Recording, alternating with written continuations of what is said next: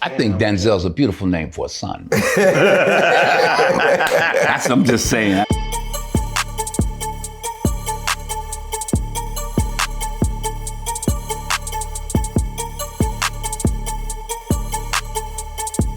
I correlate rapping and memorizing rhymes and stuff like that with acting because it's just it's the same thing. You just gotta memorize it. And even with our film, I would just take things that sound like it rhymed and like treat it like a run-on sentence. Yeah, you flipped it. But then you gotta go with the flow, right? Then you gotta let it go. Stanislavski said, cut 90%, do all that homework, do all of that.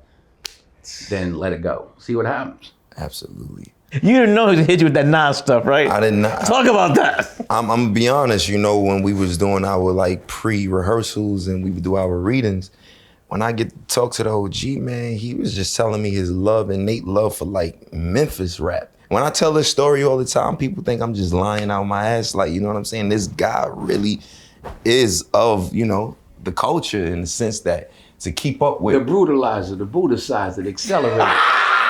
So when he said that, Put in your elevator. when he hit you with that, what were you thinking? When he hit you with that, well, the camera's rolling.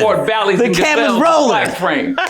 Yo, he fucked me up with that one, man. Yeah, And then you say, what is this, a rap battle? You would love J.I.D., man. It's this kid named J.I.D. He just actually put out a new album. He's signed to like J. Cole and Dreamville. Right. Where's he from?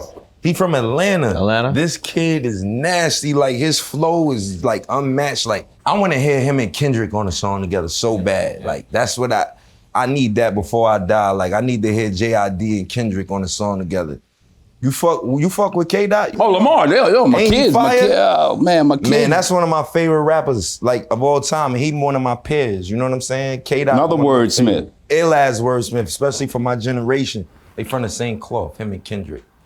And I think you would love J.I.D. You gotta check his shit out. Check him out. He's ill. You know, it's not too much people like fucking with him lyrically. What if like rapping was low key like your destiny? Like you would have been an ill-ass rapper. Her father loved me, often invited me, still questioned me the story of my life from year to year, the battles, sieges, fortunes that I have passed. I ran it through.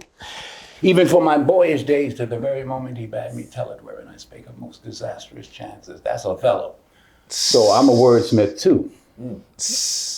I don't know how you did Othello. Look, I watched the film and everything, and like I used to have to pause it just to like Google, like, what is this old Latin, you know? Talking about Macbeth? It derived the words that derive from the Greek language. That is just like, it was so eloquent, and you killed it to the fact that I didn't realize, you know, like the whole Macbeth thing, like it was a black man portraying it. It didn't even matter.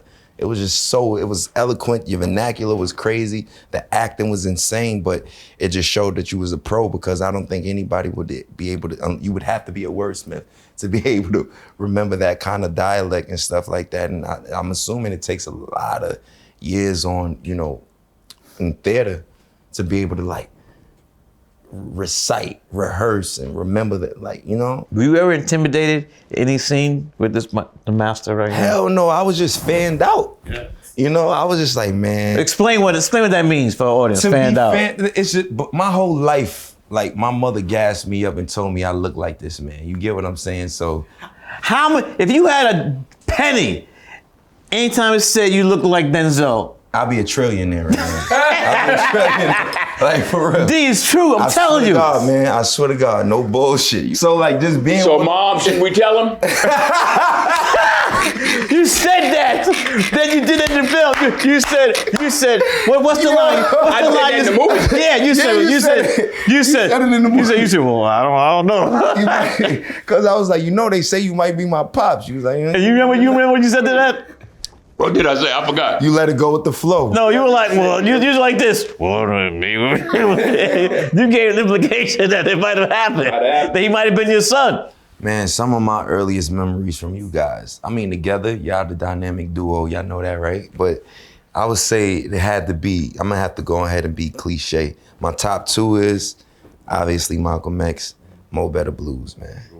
Mo Better Blues, man. You was just so fly, man. He was just fly. And my favorite part is when when you emphasize or improvise the rapping part, and it was a freestyle. And Mo Better? Yeah, because you was kind of like articulating how like, you know, the kids back then, you turned your hat backwards, you had the sax on you, the sax or the trumpet, but you know what I mean? And it was just fly to just see that, and that inspired a lot. How old were you then? Man. 92. I was about 4 or 5. See, he didn't see when it came out. I saw it when it came out. I watched Juice when it came out. How old were you then? Like 3. I was like 3 or 4 when Juice came out. The underwear I got on are older than you.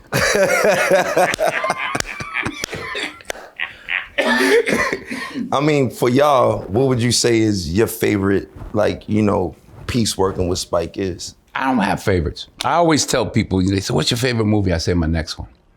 I'm not interested in the past. Actually, I've never seen Mo Better since. This is the premiere? Yeah, I haven't seen it. You did all your films? I haven't seen any of them from top to bottom. Malcolm X, Mo Better. The 4 films we've done together, I haven't seen from top to bottom since. Is that intentionally?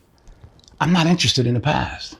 I'm a tenured professor. I'm one you graduate film school. So every semester I choose one film with my brother in it. Every time I do that, I see something new that I hadn't seen before. For sure. Wait, I fucked up. I messed up.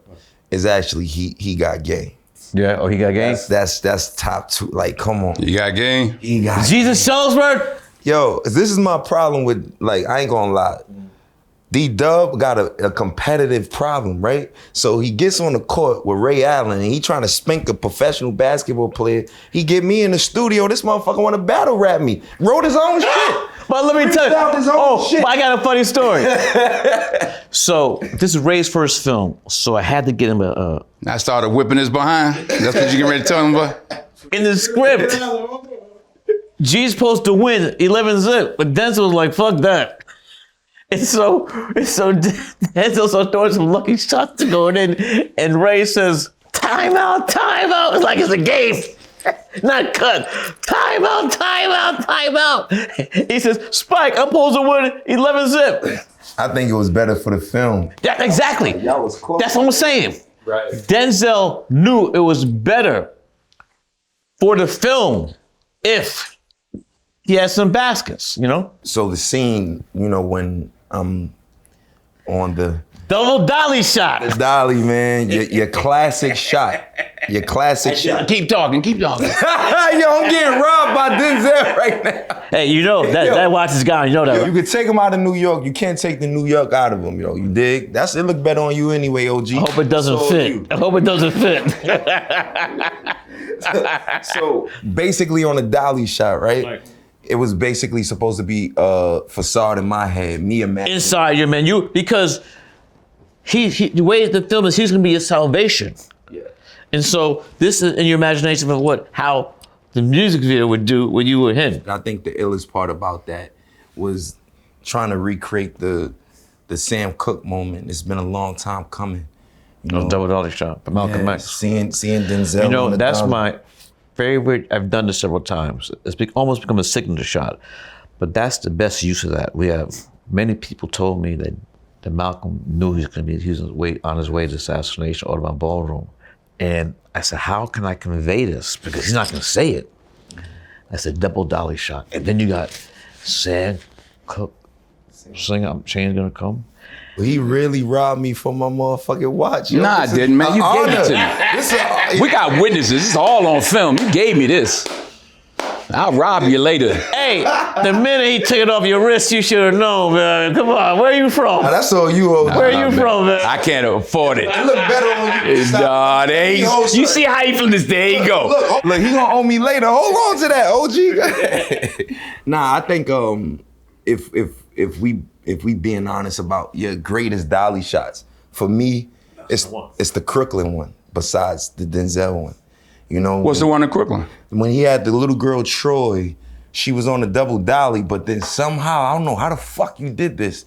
You had her like levitate all up in the air. She's on a crane. And she was running from you and the guy with the one arm. Yeah. In her dream.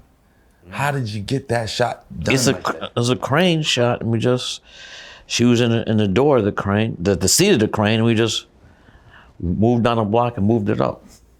That was an ill ass shot right there, man. And when she cracked you in the head with the stick, with the dolly shot, yeah, Crooklyn was my shit, man. Do you have any dolly shots of this guy that you admired? I don't watch movies, man. I really don't. I'm just gonna be honest with you. I don't watch movies, man. I don't go to the movies. I don't watch movies. Is it because you make them? Probably. I'm tired of movies, man. Yeah. Yeah. How many films have you made? Too many. So we got to go to IMDb. I think 50. 50. When's your album coming out? Why you doing that though, Spike? Like The world wants to know. I'm tired of answering for you. Yo, I just want to just drop I'm tired of answering. You know why my album ain't out yet? Why? I'm doing movies with Spike Lee and Denzel. Don't put it on me. I gotta be here in New York at like 9 in the morning. You know what I'm saying? The first thing is you say is you're expecting. Oh, that go without saying. No. Everybody don't know that, but that's with everything, right? Nah, they know that, man. That go without saying. I'm just bullshitting. So when's the album coming out? Man, listen, The world wants to know. I'm gonna just drop it. How about that? I'm gonna just drop it. I don't want to say another date. Disappoint people. Things happen. Things pop up. I just want to make the perfect album. Just drop it. I got a lot to say now. But is it done? It's done. It's been done. I just want to drop it. So it's a nuclear bomb? Man, I don't know. I think it's my best work this far. I worked really hard on it. Oh, we know you work hard. You put the work in. I think you'll love it, OG. I saw you steal that again too. Let me ask you a but it's question. all right, man. I didn't steal it, man. You gave it to me. Let me ask you a question. There were many times where rappers have been in films. People stop me on the street. They say, "Can you act?" I said, "You crazy?" Rappers specifically in movies and films, I think sometimes like a lot of directors are, easily impressed by like a celebrity of a certain person or a different stature. And that's sometimes how they get their roles. With me, it's just always like, I get it from the bottom. I really like go through the, what I mean? You're an actor. Yeah, I don't want anything handed to me. I want to earn everything, and I just want to do it all off pure talent and ambition. I don't mind seeing rappers on the silver screen. I love Mos Def as an actor. He's a phenomenal. I love what you guys did with Bamboozled. That was a. Let me ask you a question. When the first time you met D, we went through talk about that. It was ill, man. I mean, I'm a fan. Did you sleep? Did you have trouble sleeping? It was difficult not to call my mom on the spot. You know what I mean? Because I just really wanted to, like, Ma, I'm here. I wanted to do that, but I'm like, nah, I ain't doing none of that. I'm gonna be professional. I'm not gonna fan out. I ain't gonna make this man feel weird around me. But I'm probably one of your biggest fans, man. You probably hear that all the time, but it's true. You know what I'm saying? I'm baby you now. I'm the new Denzel. No, you're not. You know what I'm saying? I'm telling you. You're the full-grown you. When people man, see this film, they're gonna go berserk. Listen, Resemblance, and not just resemblance. I'm a black, dark-skinned man that transcends beyond just the hood and stuff like that. You did that. You, Sidney Poitier, and I tell you that. Listen, I'm glad to, carry the torch if you would kindly pass it to me. I'm baby The baton? Denzel. Yeah, the torch, the baton, all that, man. Like I'm baby. When you pray for rain, you got to deal with the mud too now. That's all right. I come from the mud. I'm all right with that. I come from the mud, you know what I'm saying? That's all right with me. Did you sleep at night? What were you thinking about? All this stuff? It just was a dream come true, man. I can't even lie to you. You helped my dream come true. To be with both of you guys in the film, it really humbled me. In the sense of me being like, I'm a fan. I think Denzel's a beautiful name for a son. That's what I'm just saying. I think Denzel. Oh, man, you got to. All right. If you're blessed with the son, just what he just said. So we're gonna name the son Denzel. What? What's the middle name? What we doing? Denzel what? John David. No. What's your middle name? Man, my middle name is crazy. Oh, let's hear it. Let the world don't know about it. Let's hear it first. I never got asked my middle name on camera. This is bugged out. My middle name is Thelston. A what? A who? A what? Say what? A who? A what? Let me take this off. You had the crown. but Thelston. Othello. How you spell it? It sounds like Othello. It's a West Indian name. It's With an O? Or an A? No, Athelston. Thelston. I'm Bajan. People from Barbados. So from Harlem in Barbados. Yeah, man. My pops came in when he was 19 First woman he saw was my mom's because my grandmother and my mother lived the floor from each other. And we all became close. Everybody just, and that was like, what, 86 or something like that, yeah. I never had, both my grandmothers were gone before I was born. Really? Never had a grandmother or a real grandfather. My grandfathers were gone. So you never saw your grandparents? Mm-mm. My grandfather died when I was maybe 4. But no grandmothers. When I hear about grandmothers, I always wonder. Grandmothers is dope. That's like you met my grandmother. Yeah. She lived to be 100. She lived to be 100? Yeah. My grandmother was a teacher, art teacher, and she taught in Georgia. For 50 years, she never had a white student because of Jim Crow law. And for 50 years, she saved the Social Security checks for grandchildren's education. And my grandma put me through over 50 years. Social Security check, she put me through Morehouse. Put you through Morehouse? Yeah. My mother and grandmother went to Spelman. My father and grandpa went to Morehouse. My mother, I was on Oprah Winfrey, and Oprah asked my mother something. She talked about her mother praying every night. She said her mother would pray for her children and her children's children. I guess Oprah had asked her, did you ever think this was gonna happen? You talk about me, and she was saying that her mother prayed every night for her children and her children's children. So I've added that now. I don't have no children yet, but. Who's gonna be first? Who's gonna be first, me or you? With the grandbaby? You want some grandbaby? Why? I'm just asking. No, you know the way he said that too, boy. Like but yeah, I ain't gonna like, boy, wait, watch yourself now. Watch your mouth. Where'd you live? Where'd you grow up? I grew up I was born on 116th and Morningside. That's in Harlem. I really grew up on 140th and Lenox Avenue. Between that and 128th Street. And I lived in the Bronx a lot of my life, all the time. Boogie Down? Yeah, Boogie Down, Bronx, BX. I'm a real Harlem BX cat, so we got like 3rd Avenue, Bathgate Ave. You don't remember the 3rd Avenue L though, you too young. I ain't know the L train went to 3rd Ave in the X? The 3rd Avenue L. That's crazy. As the old Jack. When they stopped doing that? Too young, everybody in there too young. I don't remember. They tore it down. They did. Can I tell the room a crazy ass fun fact? This is all jokes aside, this is crazy, right? Due to the fact that you put me in that monster movie, which your wife put me in that movie, you know. Whoa. All right, let me reiterate this. Tanya produced don't. On. You better get it right. I'm gonna get hurt. I'm gonna get a frying pan upside the head. Did you read this in? Damn, he probably didn't publish it. It's a junior high school book that they make everybody read, or high school. It's called Monster. It's by this Walter Dean Myers, this author. He's and it's called Monster. It's called Monster. It's about this kid in Harlem who he was a good kid and he had to face adversity and. Talking about Monster Cody? Nah, it's called Monster. The title's Monster. The title of the book was Monster. Basically, I got casted to do that. Tanya Lee was producing it. We shot it in Harlem in my old neighborhood, so you know what that means. Everybody was there, right, all the friends and everything. So. What about the night you had to? I'm about to tell it. I'm gonna shut up. I'm gonna shut up. I'm about to tell a story. I'm shutting up.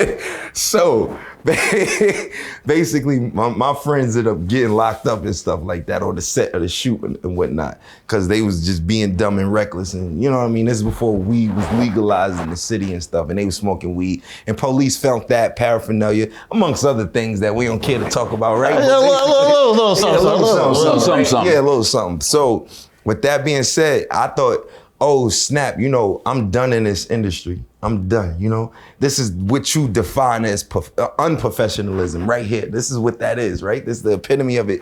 And Spike was like, more than ever, he was just understandable. And I think like, you know, the director, Anthony Mandler, was just stoked like, man, this is so Harlem, man. I'm loving this. Like, you know, I'm like, yo, my friend is incarcerated now. Like, you know what the fuck? You know, he obviously called me back to do the thing with you, but what ended up happening was I made really good friends with your son, John David. Really good friends, and he's a really good brother, you know, and that was one. So you and John David tight? He doesn't see films. Yo, so me and your son is in that film. I know that, but yeah. So, but I didn't know yo tight. Yeah, so my dad died on Christmas Eve, right? And so every Christmas I usually tend to, you know, get depressed and stay by myself, and I get like a hermit crab, and I just want to be left alone and blah blah blah, all this bullshit. And, you know, my friends was trying to cheer me up. And at the time I was, you know, I had my little lady friend at the time, and it was Christmas Eve, and I was just sipping lean the whole night and smoking marijuana. And What'd you call it? Yeah, marijuana. You know, the J ain't silent where I come from. So, you know, we was smoking a little bit of marijuana, right? And the shorty I was with was like, you know, just like bored out her mind because I was just depressed, right? And my brother Frank, he was just like, bro, get the fuck out the house, man. Frank Ocean. He like, bro, you gotta get out the house. I can't see you like this, man. You know what I'm saying? Like, he like, bro, I'm gonna come through with y'all. And he came through, and I got a call, like, John David and Frank was supposed to meet and all of that stuff. John David was like, yo, it's Christmas, yo. Like, y'all come to the crib. I'm like, what? Oh, you were in LA? Yeah, when I came to your house. Okay. Oh, yeah. Okay. Keep going. This nigga done cooked for everybody like this. He only No, wait, back up. Wait, you just said I cook? Not you, but your wife and Samuel Jackson cooked that night. Yeah, your wife, Samuel, everybody, the friends and family, everybody was cooking. He had an apron on. And you know, the OG had came. So we get there, right? Beautiful, you know what I mean? I ain't gonna get too much details. Yeah. I ain't gonna get too much details of the decor and how it's laid out, because we know it's a lot of robbers out there. We ain't got time for that. A lot of pistols, too. Where you go? Correct. Don't get it twisted. Don't get it fucked up. Don't get it twisted. Well, look, the decor crazy and everything, right? So I go in and it's just a family vibe, man. It's just like, of course, it's JD, it's John David. It's gonna be a family vibe. Everything about him is honorable and positive, as you know. And I'm not just saying that because his father here is because we on cameras. He's a really good dude, you know, on and off screen. So long story short, we in there, we chilling. I got to see his wife. I got to see all the family, got to meet everybody. And OG just come through, right? And when he come through, it's like a movie. I damn near might have saw a light behind him. He came through, and he had a towel. Champagne working. He had a halo. Look, he had a towel over his head. He was going like this. My man took the towel off. I thought he was half Dominican. He had mad curls. Just I'm like, yo. Wait, how many years? When was this now? How long ago? It's like 2016. Okay. Yeah, this is like 2016. But you say it like it was like last week. That was 10 years ago, man. Yeah, it was 10 years ago. Yeah. You know what I'm saying? So he curly, all that. And so we chilling, and you gave me some of the illest advice. You was like, this your girlfriend? I was like, nah, this my friend. He was like, all right, cool. He was like, family, man, you know? He's like, in a few years, you know, you got to get it together. It's about the family. It's about this, you know? And I'll never forget that. My pops made it to where I met this man, you know, and got to be with JD and everybody on Christmas. I feel like that was divine, and I feel like that was more than just pure coincidence. Is that like a turning point, you think? Absolutely. Just due to the simple fact that, you know, it was just like, I got to meet my idol. One of my idols of all time, like this guy right here, no bullshit, man. You know what I'm saying? Like, word. Well, I think JD wanted to make sure I wasn't like his, you know, illegitimate biological brother or some shit like that. They might be brothers. Say, yo, nigga, come over here, man. I need you to swipe. Look, take this swab real quick and let me get that back. We got to check out, you know what I mean? If you had $1. I'll be a trillionaire. I'll be a trillionaire, man. I'm telling you. Yeah, wait till the movie comes out. And I needed that. I got out the house, you know, and it was a crazy experience. And usually I'm with my family in New York, but I was in LA alone. And man, I got to be with a real family, and I got to be with family. That meant a lot to you, right? That meant a lot to me, man. And thank you. You know? Thank my wife. When I saw her family, that's how I felt. Because I'm from a broken home. So I'm like, man, these people be crying and stuff together. And, you know, I knew I wanted to be a part of that. I just didn't know. I wasn't a part of that. So I wanted that. It was a part of me. And I wanted to be a part of it because it wasn't, you know, like I said, no grandmothers, no broken home, all that kind of stuff. I can't believe you grew up without grandparents. Man. Yeah, no. You don't rub me as the type. Like, you kind of come across. Long gone, hardworking, died young, I guess. And most of your family is from New York City? My mother's from Georgia. Okay. She's from Camille, Georgia. Okay. It's a long story. You know, it's a long story. Mm-hmm. Long story. Mm-hmm. My mother was raised in Harlem, though. Your mom's from Harlem? Yeah, my mother was born and raised. I mean, Born she was and born in Camille, Georgia. Then they came up to Baltimore, I think she was 2. And then they got up here I think she was 3 or 4 years old, and they got up to Harlem.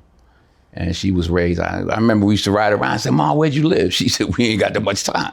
Because they moved when the rent was due. Wow. She said, we lived there. They went to Kelly Temple. They were raised in Kelly Temple Church of God in Christ.